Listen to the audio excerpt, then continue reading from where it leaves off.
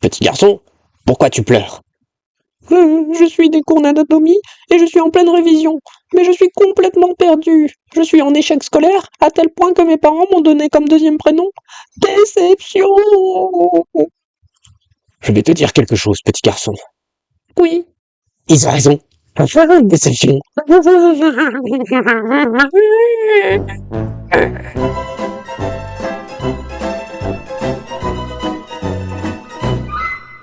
Mais non, petit garçon, rassure-toi.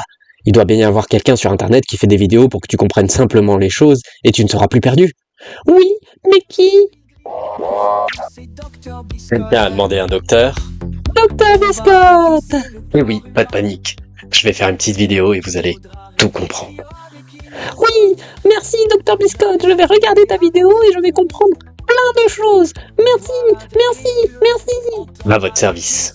Merci, docteur Biscotte. À toi l'antenne. Wow, wow, wow. Docteur Biscotte. Et bonjour à toutes et bonjour à tous. J'espère que vous allez bien. Aujourd'hui, nous allons nous attaquer à un nouveau gros morceau du corps humain à travers l'ostéologie. Alors, qu'est-ce qui se cache derrière ce terme? Eh bien, l'ostéologie, c'est tout simplement l'étude des os. Voilà, un os. Alors, les os, ils ont un rôle essentiel dans le fonctionnement du corps humain, notamment un rôle de protecteur et aussi un rôle pour la mobilité du corps humain. Mais qui dit os dit squelette.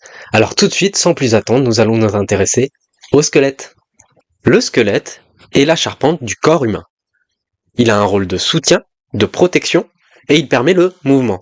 Il est constitué de 206 os, de ligaments et de cartilage. On y reviendra. D'un côté, nous allons avoir le squelette appendiculaire qui permet le mouvement, et de l'autre, le squelette axial qui protège les organes vitaux.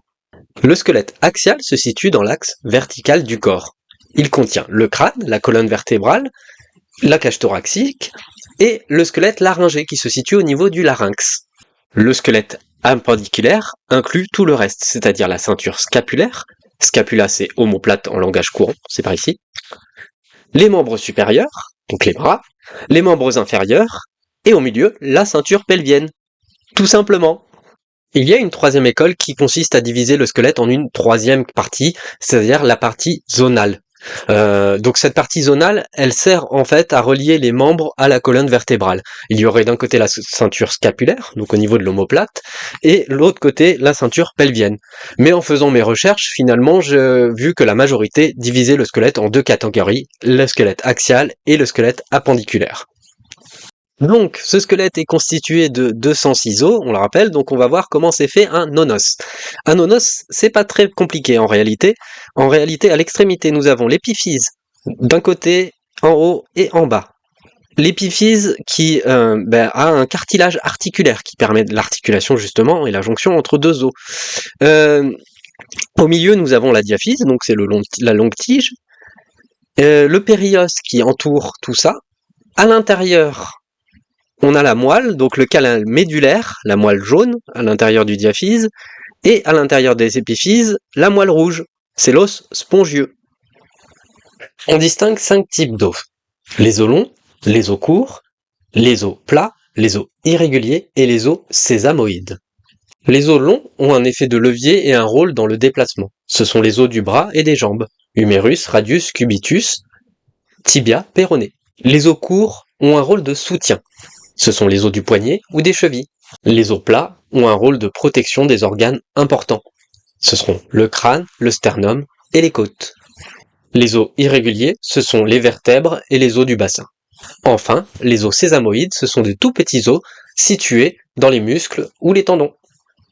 Alors là, on va rentrer dans une partie qui va ressembler un peu à une énumération des sorts d'Harry Potter, c'est qu'on va rentrer dans les détails du squelette et énumérer un peu les différents os du corps en fonction des différentes parties. Donc là, on va énumérer un peu tous les os au niveau du crâne, en sachant que ça suit une forme de logique. Vous voyez, tout simplement, on a l'os frontal au niveau du front, l'os nasal au niveau du nez, l'os zygomatique, l'os mandibule, au niveau de la mâchoire, l'os maxillaire au niveau de la moustache, l'os temporal au niveau des tempes, l'occiput, donc l'os occipital derrière, l'os sphénoïde Donc celui-là, il est là. Voilà. Enfin, le plus gros, l'os pariétal. Voilà. Et la fonction de cet os, c'est de protéger cet organe si important et si peu utilisé, le cerveau. Donc là, on se retrouve au niveau de la cage thoracique. On dit qu'il y a 7 paires de vraies côtes, 3 paires de fausses côtes et 2 paires de côtes flottantes, tout en bas. Les vraies côtes sont les côtes sternales, les fausses côtes sont les côtes asternales, et enfin, tout en bas, on a les côtes flottantes. Ensuite, tout en haut, ici, hop, juste là, on a le manubrium sternal, en dessous le sternum, hop, juste devant le cœur. La base du sternum, c'est l'appendice xiphoïde. Voilà, juste là. Voilà, Avada Kedavra. Au niveau de la colonne vertébrale, on distingue 7 vertèbres cervicales, 12 vertèbres dorsales, 5 vertèbres lombaires, 5 vertèbres sacrées et 4 vertèbres coccygiennes. Voilà, nous avons la zone cervicale, thoracique, lombaire et pelvienne. Là, on va faire juste une petite énumération générale avec les os entre guillemets principaux. Donc nous avons le crâne, la face, les vertèbres cervicales, hop, la clavicule, le sternum, le scapula, donc c'est l'omoplate, hop, l'humérus, donc au niveau du bras, le radius et l'ulna, qui est le nouveau nom du cubitus. Les carpes métacarpes, qui sont les os des mains, les phalanges, donc le sacrum qui est ici, l'os coxal au niveau du coccyx, le cartilage costal, pardon. On va revenir sur le cartilage de suite après. Les côtes, le fémur, le patella, donc la rotule, le tibia, le fibula, tarse, métatarse et le phalange des orteils. Ça, c'est pour les orteils. Tarse, métatarse. Donc voilà, vous l'aurez compris, les os, il y en a 206. Donc voilà, on a vu un peu l'essentiel. Je vous invite évidemment, donc Visible Body, donc ça, cette image vient de Visible Body, ou espacesoignant.com, vraiment 2 sites hyper complets pour vraiment réviser tous les os, si vous avez besoin d'aller précisément sur certaines zones. Enfin, je voudrais revenir sur la différence entre ligament et cartilage. Le ligament, c'est une bande de tissu solide qui relie les os entre eux, et ça maintient les articulations ensemble. On connaît tous les ligaments croisés. Enfin, les cartilages, c'est un tissu lisse et caoutchouteux qui recouvre l'intérieur des articulations afin de réduire le frottement. On l'a vu tout à l'heure lors de la structure des os. Voilà, c'est la fin de cette vidéo. Bon, j'ai manqué de temps pour la développer autant que je l'aurais souhaité. Voilà, je suis pressé par le temps et je m'en excuse. Mais j'espère que vous en tirerez au moins quelques petites notions. Voilà, que vous aurez retenu quelques petites choses. Voilà, c'est tout ce que je souhaite, c'est tout l'intérêt de ces vidéos.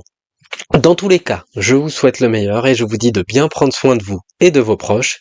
Et je vous fais des bisous. Bisous de Dr Biscotte. À la prochaine! N'oublie pas de t'abonner à la chaîne de Biscotte Pilgrim. Pas vrai, petit garçon? Je suis pas un petit garçon, j'ai 42 ans. Tu vois pas ma barbe? Ah, autant pour moi. J'ai cru que c'était de l'acné. Y'a pas de mal. Abonne-toi.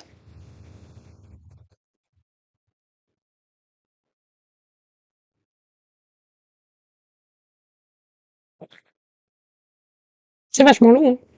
Hmm.